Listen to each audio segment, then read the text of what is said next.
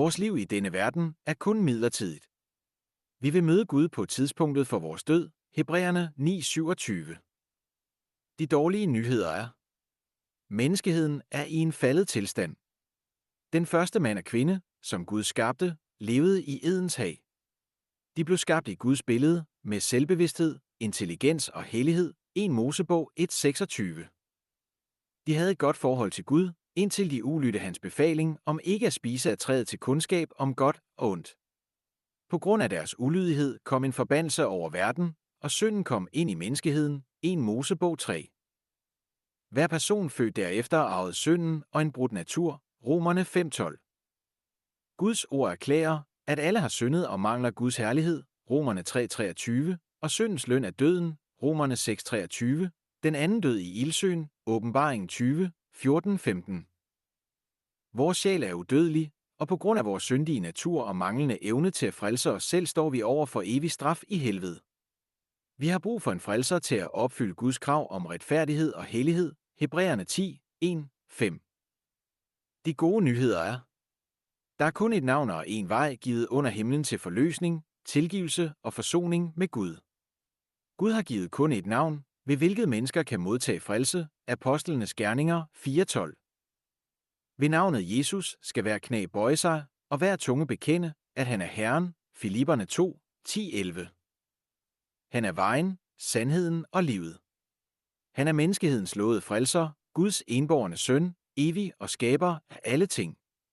Guds søn blev åbenbaret som menneskesønnen, inkarnationen, for at dø på korset, døden, og for at opstå igen, opstandelsen.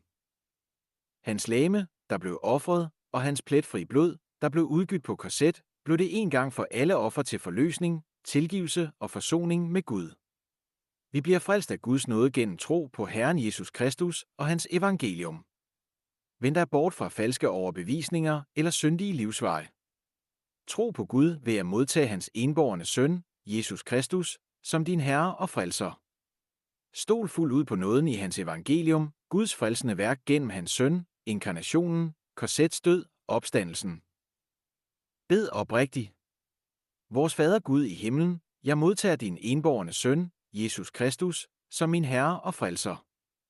Herre Jesus, jeg stoler på dit frelsesevangelium. Hersk i mit liv og forvand mig ved Helligåndens kraft. Herre, tak for dit løfte om evigt liv og dets overflod. I Jesu navn. Amen. Sand tro giver fuld vished om frelse. Gud har lovet evigt liv gennem tro på Jesus, 1 Johannes 5:9-13, og vi vil ikke møde dommen om den anden død, for vi er gået over fra døden til livet, Johannes 5:23-24.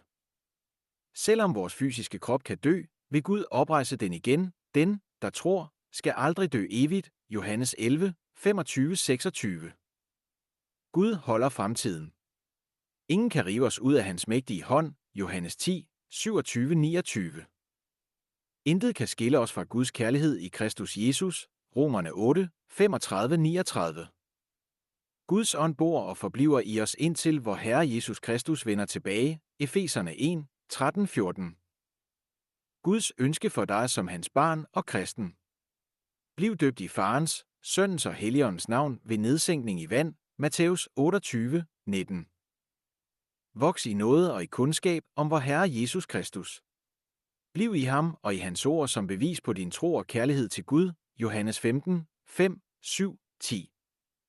Bed, Matthæus 6:6-7, lær fra Bibelen, Matthæus 11:28-30, Johannes 17:17, og hav fællesskab med andre kristne, der tilbeder Gud i ånd og sandhed, Johannes 4:23-24.